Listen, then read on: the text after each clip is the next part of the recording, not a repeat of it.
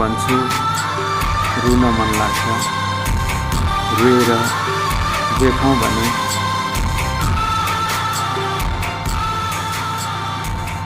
दुनियाँ मात्रै हाँसेका हुन्थ्यो।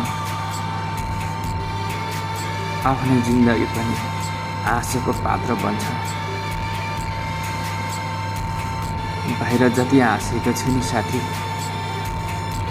भित्र त्यति नै रोएको छु क्या। भित्रको रुवाई बाहिरको घाउ त मलमपट्टि गर्न सकिँदो रहेछ, तर मनभित्र लागेको चोटहरू कहिले मेटिँदैन रहेछ साथी। तिमी भन्ने गर्छौ नि हाँसो खुसी नै जिन्दगीको एउटा साथी हो भनेर। म कसरी हाँसौँ साथी? मेरो भाग्यमा हाँसो लेखेकै छैन।